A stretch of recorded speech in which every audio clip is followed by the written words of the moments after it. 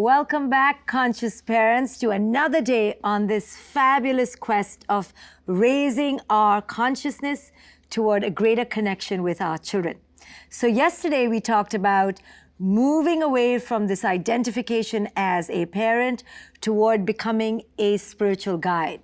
So today we're going to talk about the elements, the actual mechanics that go into becoming a spiritual guide. How can we really expand our emotional repertoire and inculcate these new qualities that are required to play this very specific role of spiritual guide? That's what we're going to focus on today. So to help parents move beyond their very conditioned roles as mommy and dad, I tend to help them by drawing on the qualities of the universe, of nature, to help them understand how to embrace different energetic qualities. So as a way to drop out of our egoic roles and growing in our essence, I find it really helpful to turn toward the key elements in nature. Nature is really one of the most profound symbols, representations of what it means to live mindfully.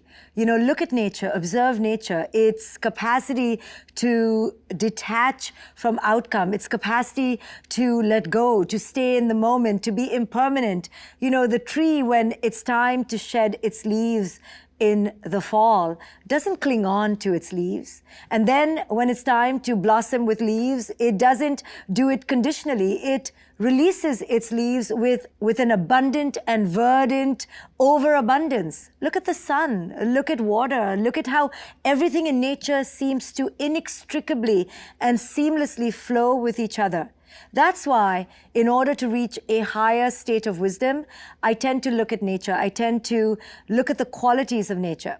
So let's first look at the element of earth. What does earth possess in its qualities that allows it to host all of us? You know, the energy of earth is grounded, it's planted, it's rooted and firm. In fact, it's the very bedrock of existence. Earth, if you look at its qualities, it's infinitely generous. It gives rise to and it nurtures all forms of life indiscriminately. It allows all beings, all moods, all sentient spirits to have a place on its surface. So when we embody this energy in our own family, the energy of earth, we are reminded, can we stay grounded? Can we stay planted? Can we hold a space, be a container for our children's diversity, for their many moods, their various emotions, yes, even their tantrums, and contain all their feelings with this solid foundation. When we stay solid and grounded, the message we're communicating to our children is that all pieces of their selves, the good, the bad, the ugly, all of it can be contained. When we are willing to be a container of our children's emotions, the message we're communicating to them is that we will not break or tarnish.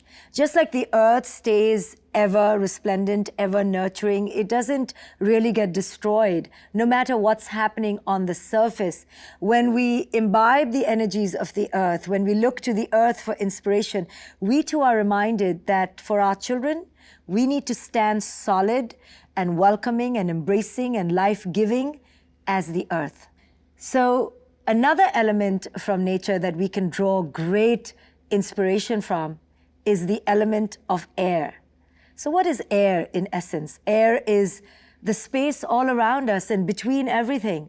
And space in essence has this, it exudes this lightness, this expansiveness of being. And this lightness is what our children long for us to embody. The symbol of spaciousness invites us to consider whether we allow our children their own inner and outer spaciousness. Do we give them space? Do we not only give them privacy, but do we give them the right to explore, to fumble, to stumble, to fall on their face? Do we allow them the full breadth and expansiveness of time and space to develop at their own pace. When we breathe space into our own lives, when we honor the air in a room, when we see the beauty of the stillness of the air all around us, then we are inspired as parents to be that element for our children. And just by allowing inner space within our own being, we automatically and energetically exude that permission to our children. We give them the space to be. The third element that we can look to nature to inspire us is the element of fire. So what is fire? Quick acting and destructive. Fire can bring a force of energy. It can push through the status quo and ignite change. And when we're inspired to think of the qualities of fire, then we realize that we too can quickly bring about change. We can ignite inspiration within us, and we don't need to stick to the status quo. We can burn through the old as quickly as a fire through a jungle. As much as fire can disrupt patterns and destroy the old, it is also warming, inviting. It is life-giving. It is life-saving. It is that beacon of light in our moments of darkness. So whenever I'm in my moments of despair and conflict, I draw on these elements from nature, earth, air, fire, and we're going to talk about more. As we keep drawing on these elements, we're reminded that nature really is non-dual. Fire, for example, is completely non-dual. It is both life-giving and life-taking. It both creates and it destroys. And it's so important to draw inspiration from this wonderful energy of nature, because we have to realize that in order to create new things, sometimes we need to destroy the old. And so every moment with our children is an opportunity to let go and disrupt old patterns, but also right there to create the new.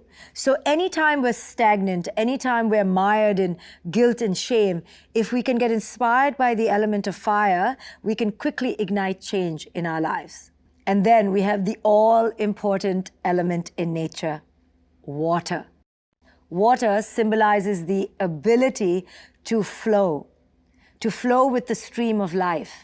And the concept of flow is perhaps one of the most essential concepts of wisdom and of consciousness. The Tao Te Ching, one of the most important books on Eastern mysticism, talks about flowing with the stream of life, just like water flows down a stream. And when we learn to maneuver the rocks of life without getting stuck by them, without seeing them as obstacles, but learning to flow around them, then we really master the art of conscious living.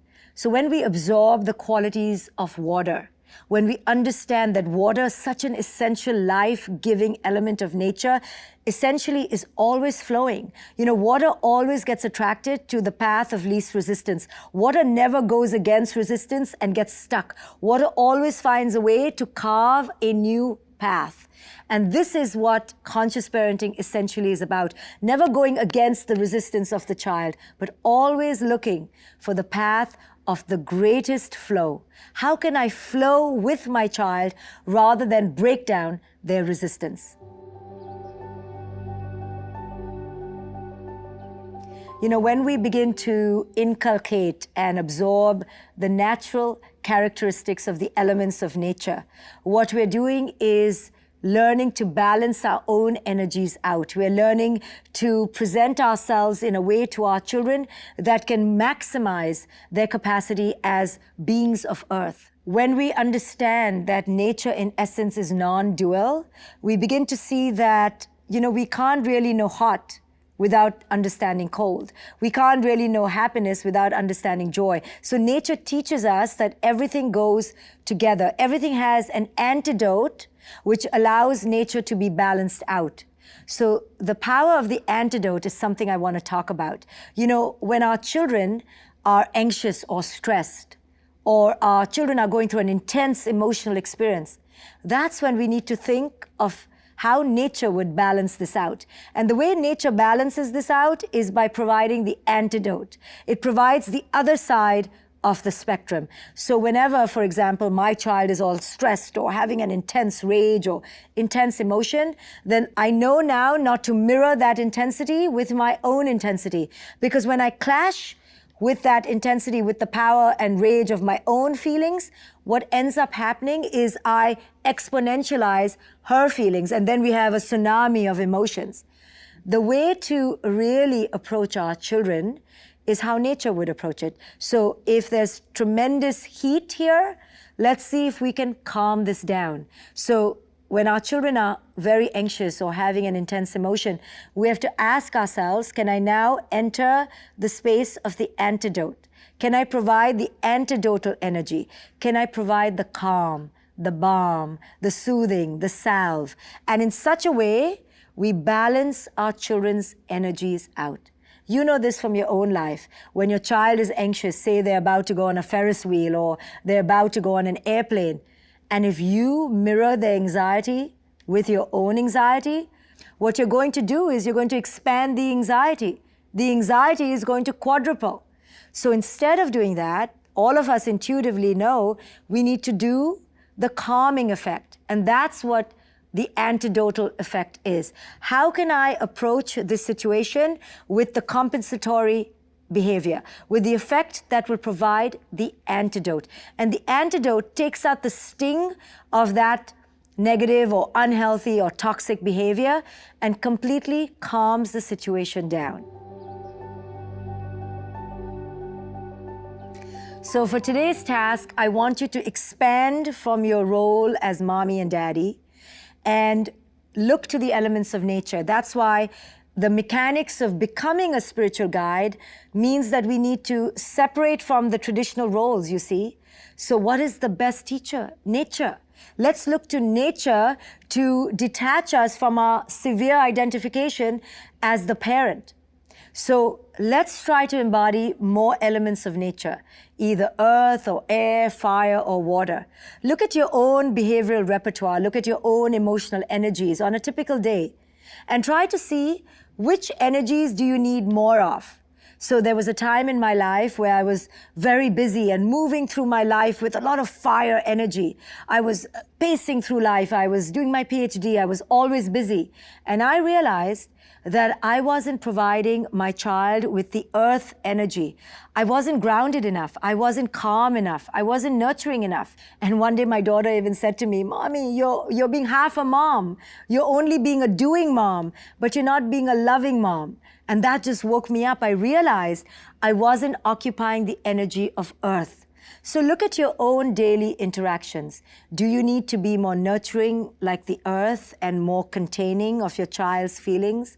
Or do you need to be more spacious, more quiet, allowing, giving permission to your child, like the element of air? Or do you need to be like fire, burning through old patterns and igniting new changes in your life?